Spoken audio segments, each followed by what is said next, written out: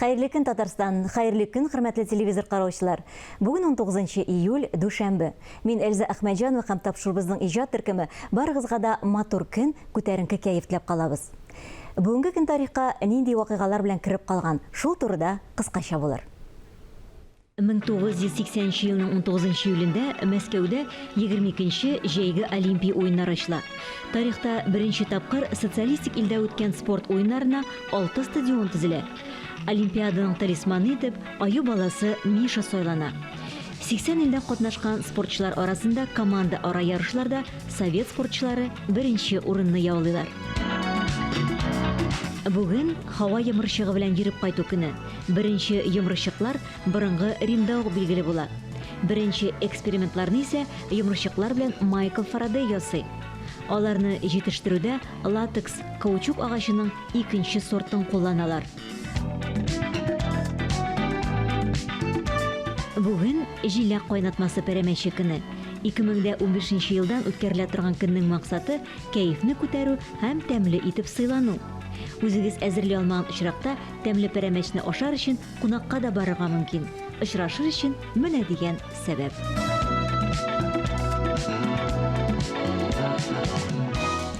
Шушы көннәрдә генә Гавриил Романович Державинның тууына 278 ел тулуга багышланган чаралар Россия шәһәрләрендә, баш калабыз Казанда һәм Татарстанның Лаеш районы үзәгендә узды. Коллегабыз Фәннур Хәсәнов әлеге бәйрәмдә булып бик күп тәэсирләр алып кайтты. Тулырак алдагы видео язмада. Татарстанның Лаеш районында мәдәни традицияләргә һәм йолаларга, ритуал һәм бәйрәмнәргә сакчыл карыйлар. Әлеге җирлектә Татарстанның күп милләтле халкы мәдәниятын яңартуга ярдәм итүчеләр бихисап. Җәйнең матур эссе көннәрендә тагын бер күркәм затлы бәйрәм. Традициягә әверелгән Гавриил Романович Державин укулары көне. Безнең өчен Гавриил Романович Державин беренчедән ул безнең якташыбыз. Шуңа күрә шушындай мероприятиялар уздырылу республика күләмендә, Казан шәһәрендә, районда ул безне күтәрә, безнең районны күтәрә, ул күтәрә Казанны һәм республиканы, чөнки бу шәхес, ул зур шәхес тарихта, бик зур исем калдырган шәхес. Ул беренчедән нечкә күңелле, бик матур язган шигырьләр язган булса, икенче яктан ул бит зур дәүләт эшлеклесе. Безнең императрица Екатерина икенче заманнарында ук шунда хезмәттә булган, аннары ике губернада булган губернатор, сенатор булган, һәм дә инде Россия империясының беренче юстиция министры булган. Лаеш ягы музейларында, мәдәният йортларында, китапханәләрдә мәдәни мирасны саклау буенча мөһим эш алып барыла. Иҗади берләшмәләр оештырган конкурсларда катнашып, җиңү яулаганнарны да әлеге тантанада зурладылар. Аларның хезмәтләре дә зур бәя алды. Ел сайын без монда Лаешта июль айында Гавриил Романович Державинның туган көнен бәйрәм итәбез. Минемчә, безнең тарихыбызда Гавриил Романович Державин аның өлеше бик зур.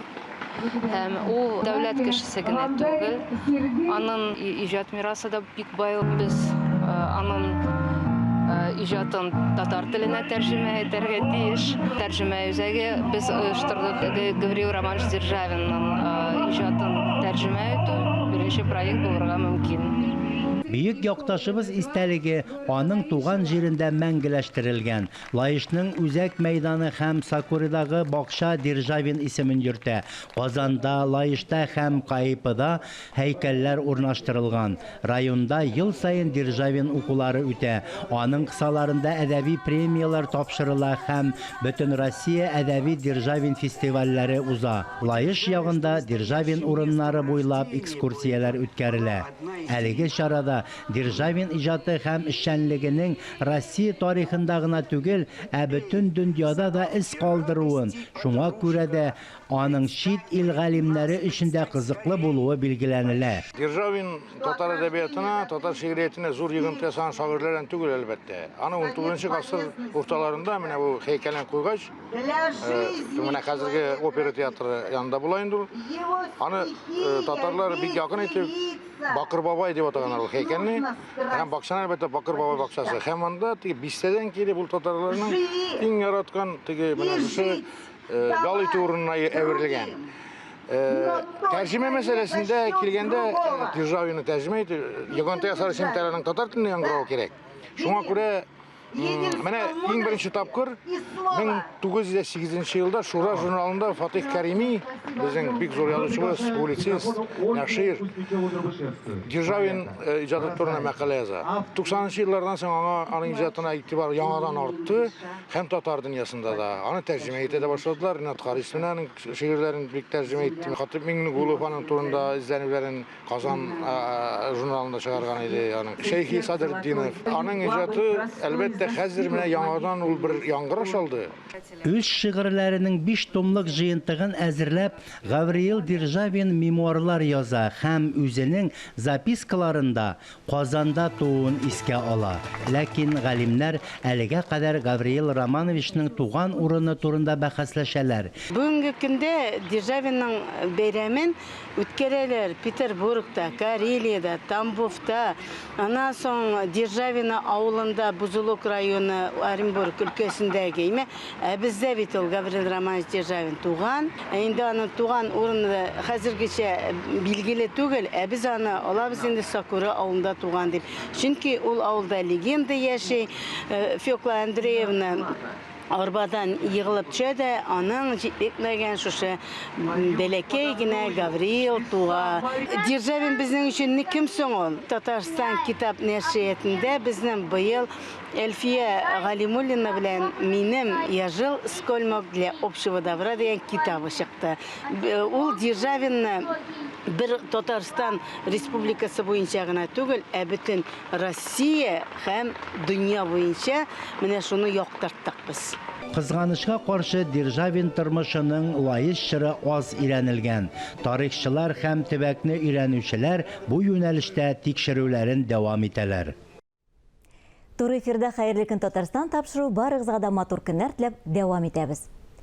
Миңа шундый сорау бирсәләр, халкымның башка бик күп яхшы гадәтләрен искә тоткан хәлдә, аның милли йөзен, рухи кыяфәтен билгели торган үзенчәлеге дип, иң элек бер сыйфатын әйтер идем. Ул бер сүзгә сыйып бетә: китапчылык. Бу сүзләрне Миркасым Госманов әйткән иде. Әдәбиятыбыз белән кызыксынган кешеләр өчен 2019 елда Татар китабы йорты ачылган иде. Биредә узган төрле чаралар да нәкъ менә шуңа юнәтелгән. Бүген аның җитәкчесе Айдар Шайкин студиябызның кунагы. Хәерле көн, Айдар әфәнде, сәмисез? Сәмсез, хәерле көннәр.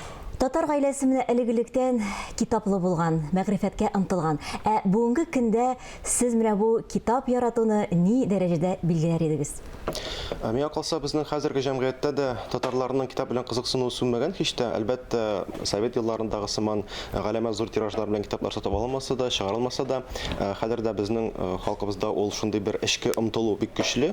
Һәр хәлдә безнең бит менә китап йорты эчендә китап кибете дә бар, китапханә дә бар. Анда килгән ата-аналарның балалар өчен китаплар алуына карап, безне шулай бик сирәк китапларны эзләп тинтерәтүләренә карап, әйтәм, безнең халык китапка кызыксына. Әлбәттә, монда инде тагын бер плюсы бар. Хәзер китапларның аудио формалары да бар, электрон китаплар да бар. Бу да менә аның битәр булу нәрсә дигән сүз, димәк, ихтияҗ да бар. Кемдер аларны эзли, укырга тели, тыңларга тели. Димәк, бездә бу омтылыш алгаш күрсәтелә. Сезнең җитәкчелек итә башлаганыгызга ярты еллап вакыт узды. Татар китабын таныту өчен менә сезнең оешмагыз нинди чаралар башкара бүгенге көндә? Безнең оешма китап йорты ул инде күп функциялы оешманың эчендә китап кибете дә бар, китапханә дә бар, Шәйф Камалның мемориаль фатиры һәм Татар китабына тарих багышланган безнең зур музей бар.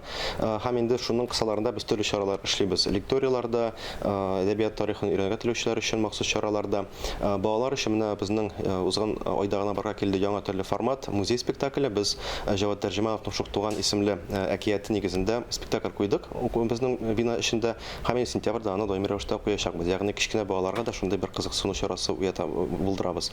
Моннан тыш бездә мәсәлән барга килде төнге экскурсиялар. Төнге экскурсия ул беренче чиратта бина тарихына багышланган, безнең бина тарихы бина. Ләкин шул вакытта безнең бина тарихы белән кызыксына кеше үзенең әдәбият һәм китап тарихына да кирип китә, чөнки бинаның һәрбер бүлмәсе китап тарихы белән бәйле әлбәттә. Балалар өчен шундай итеп китәргә кирәк, кичкенә генә булса да үзенә күрә бер музей эшләп килә. Бездә балалар бүлмәсе бар. Ул бик кызыклы бүлмәдә урнашкан. Ул бүлмәдә 80нче еллар хәтлек менә шул Казанның Ленин районы өчен балалар китапханасы урнашкан булган. Хәзер анда безнең балалар бүлмәсе, ул рәсми рәвештә атала интерактив китапхана дип, чөнки анда балаларның китаплар укырга мөмкинлеге бар, ялда итәргә мөмкинлек бар, уеннар да уйнарга, һәм анда әле безнең әлифбаның тарихына һәм балалар китабының тарихына багышланган кичкенә экспозиция эшли. Ул бик мәгънәле, аны балалар да ярата, олар да ярата, чөнки олар анда күрәләр үзләренең кайчандыр яраткан китапларындагы иллюстрацияларны, ул ностальгия итә торган шундый җылы урын.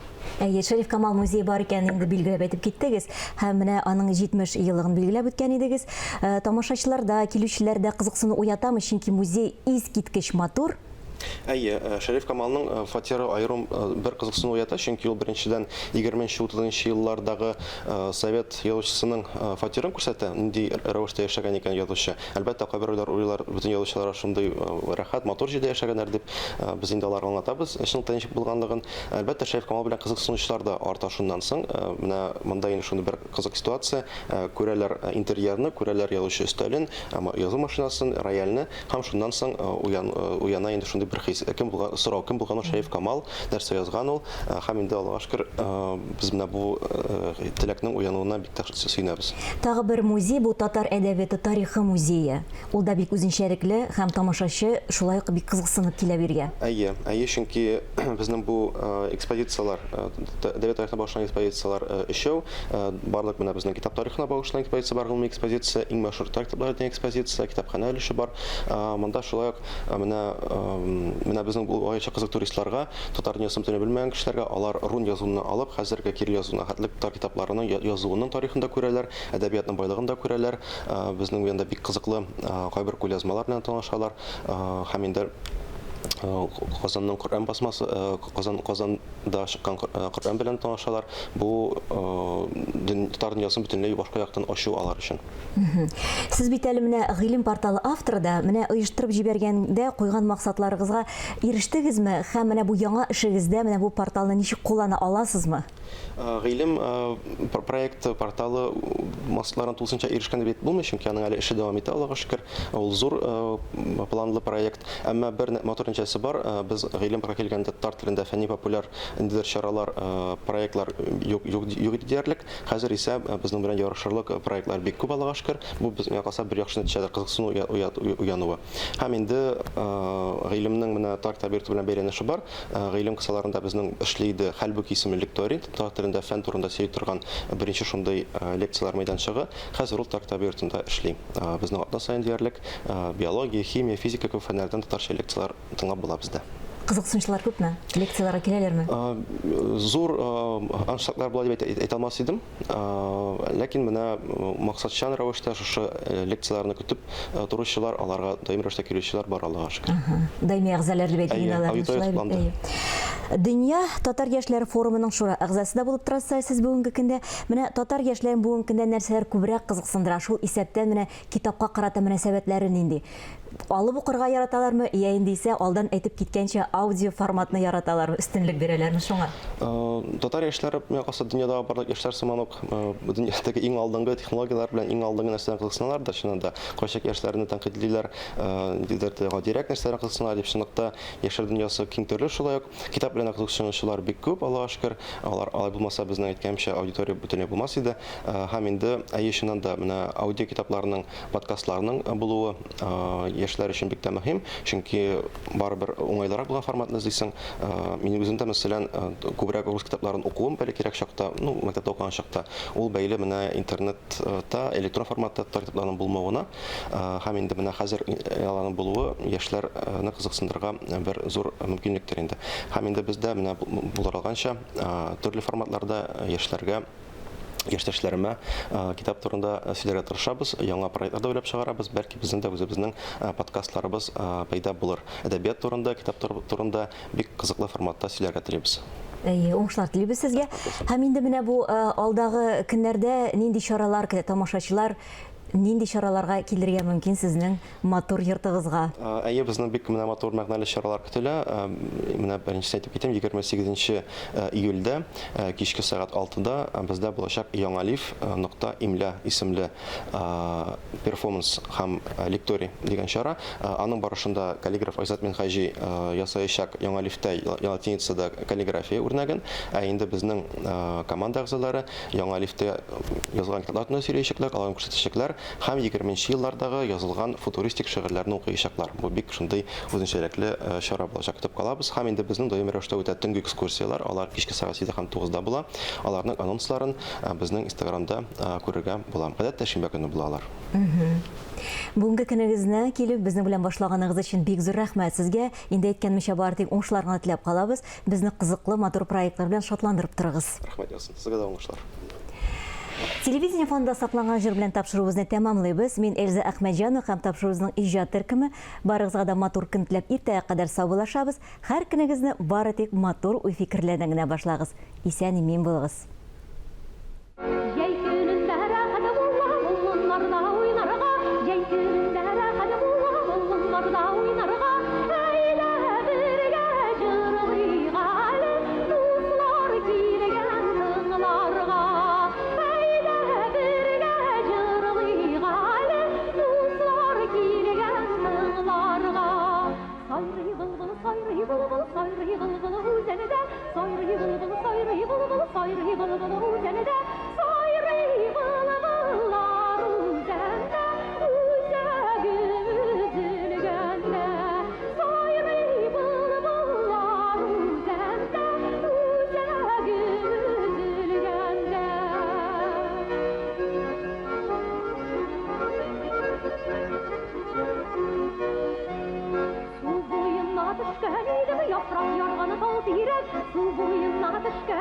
Yaprak yarganı dal direk, yanma diysen yalqın